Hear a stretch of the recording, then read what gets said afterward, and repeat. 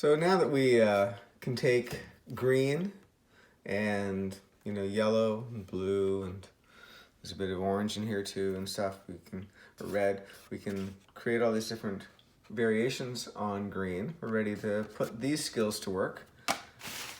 Do some little trees. So we're used to drawing these kind of lollipop sort of trees, you know what I mean? And there's a time that works just fine for, some kinds of illustrations. I'm gonna up it a little bit and make it a little more complex.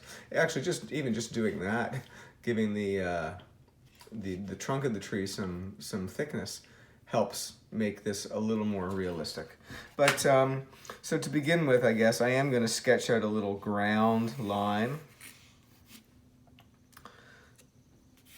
There's no reason you can't use the bottom of the paper as the ground, but if you go to frame a picture, that creates a lot of issues, eh? So you're in my opinion at least, your picture always looks a little more interesting if everything's kind of in the center rather than right down on the bottom. When children learn how to draw, that's perfectly natural.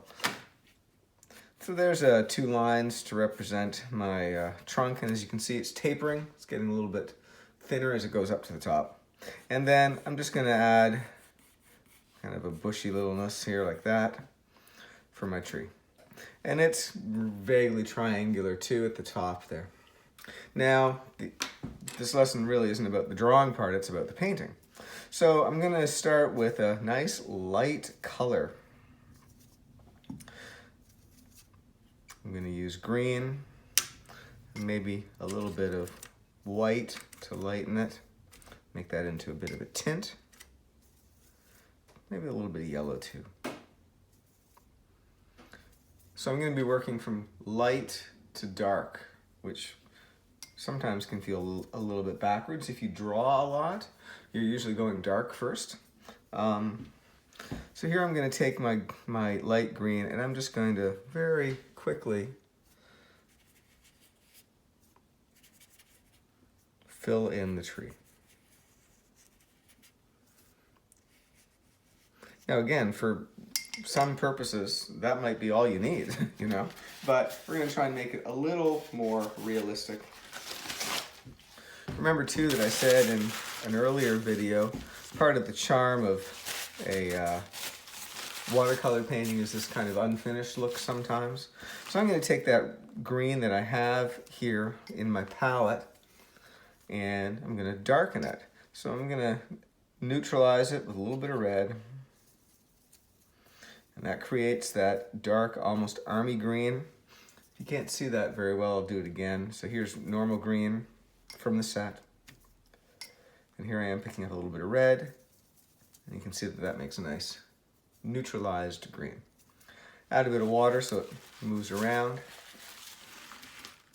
And now I'm going to imagine that there are parts of the tree that are closer to me and parts that are further in, And those parts that are further in, I'm going to add a little bit of darkness to it.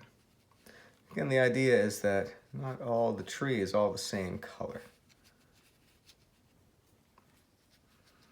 I'm using the side of the brush, I'm not using the point.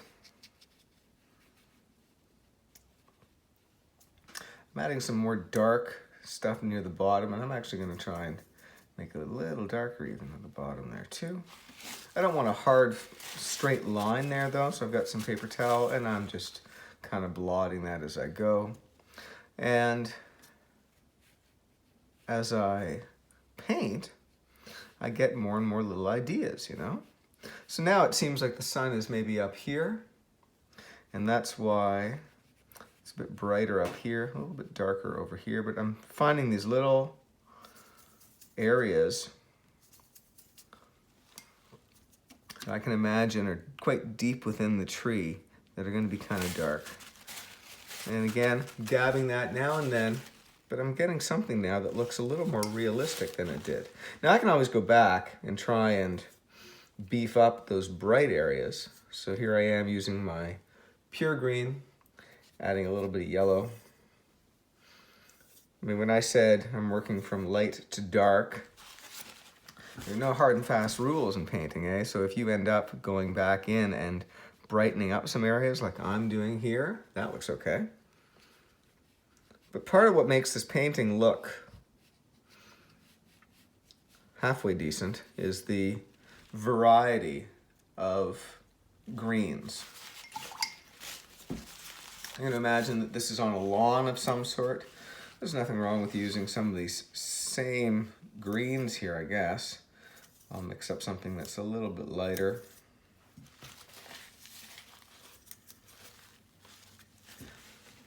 And just put in a little bit of green there. What I'm going to do though is I'm going to add a bit of a shadow later on, which I think will look kind of nice.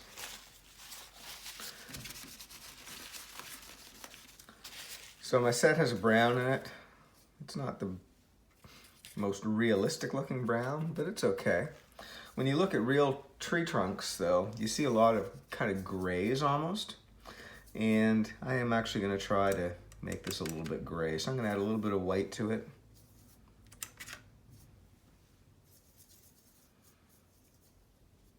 And then just the tiniest little bit of black.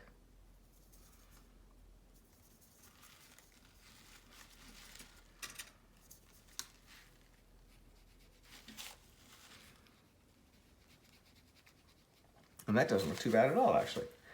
Now I could, if you're feeling adventurous, you can do some lines on the inside that show some of the branches.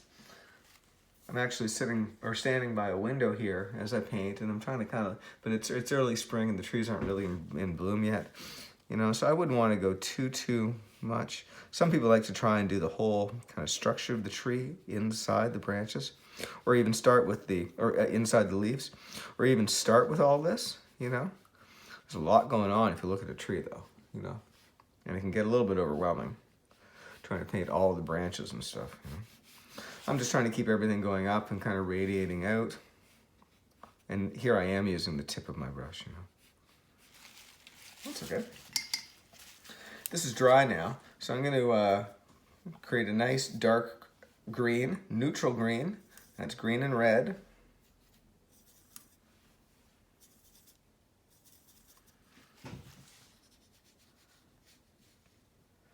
Look at that, it's like a little bit of a shadow sort of. So now it kind of makes it look like that tree is really sitting on the ground there. I like the way this is going, so I'll probably end up trimming the paper later on. I'm just gonna add, with my pencil, some vague kind of bouncing kind of line to represent like a tree line in the background. So let's just say we're at a park, and this tree has been left alone and there's a field, but back here are more trees. So what am I gonna do with those trees in the background? Now I don't want them to jump out at us. I want them to look like they're far away, okay? And I guess the technical term is recede. So it looks like they're back further away from us. Some parts of the picture we want to move forward, and some parts we want to be further away. And it's confusing. If this is like the brightest, darkest, most important looking part of the picture, it's going to be a little bit confusing because we want to kind of focus on this thing up here. So start with some water and a bit of green. But immediately I know I want to tone that green down. It's too bright. And we know we can neutralize it with a bit of red. And next time you're going across the bridge, you can look upriver, and you will notice that the trees further away become almost grayish. Whereas the trees that are closest to us here, you do really look green. And if you're looking at something that's really far away, sometimes it's kind of hard to determine what color it is, you know? So here's just maybe a little more neutral here. All right. And you see I'm just kind of random, not exactly random, but I am using the side of my brush here. I'm gonna go back into the paint, and I'm just gonna maybe add a little bit more red here, which is turn this kind of brown, and mix a bit of that in, so that this line of trees in the background, they're not all the same.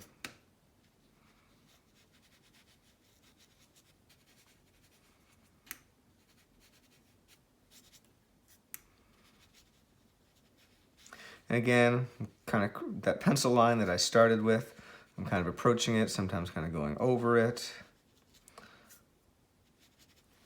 That's not a super important part of the picture, but it's meant to look like it's a little bit further away. Now I'm just going to take the paper towel and take some of that extra paint away. And that's going to help it look like we're looking further away too. If you're finding that the trunk of your tree is getting lost, you might have to darken it up a little bit, beef it up a little bit.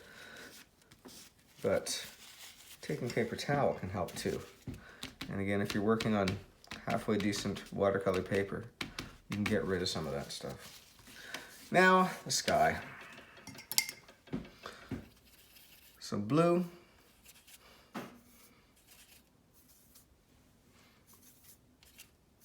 I'm going to add two things to this color to make my sky color. First is white, creating a bit of a tint. And then the second is I'm going to neutralize this color. Now you can go ahead and paint, you can paint your sky whatever color you want, you know, but I'm going to neutralize that with just a little bit of orange.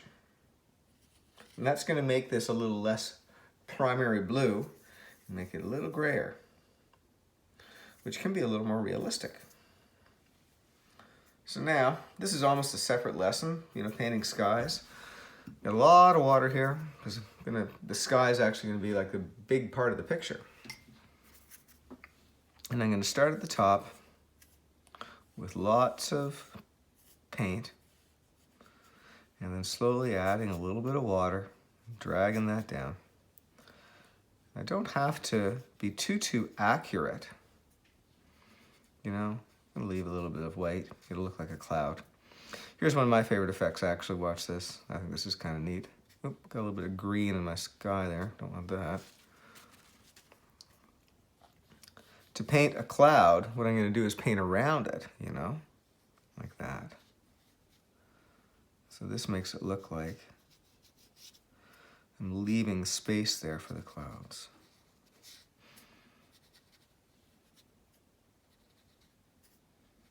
Even that can look a little bit like a cloud, a bit of an accident, but that's okay.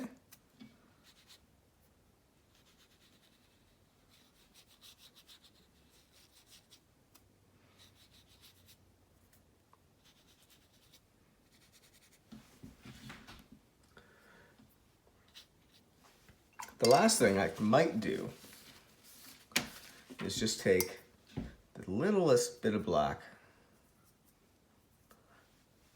watered down, and use it just to kind of define the bottom of this cloud. So this white area here is supposed to be a cloud in the blue sky.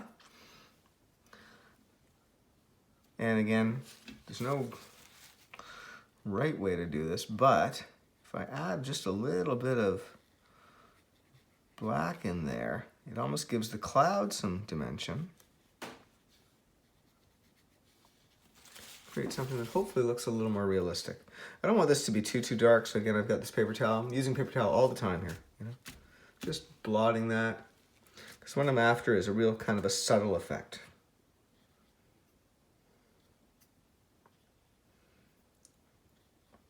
Now, if you're caught on even just the shape of the tree initially, I mean, you can certainly start with something that is a little more cartoony. But in the description, I will put some links to some ideas for drawing trees. But that's today's lesson. Hope you enjoyed it. Thank you.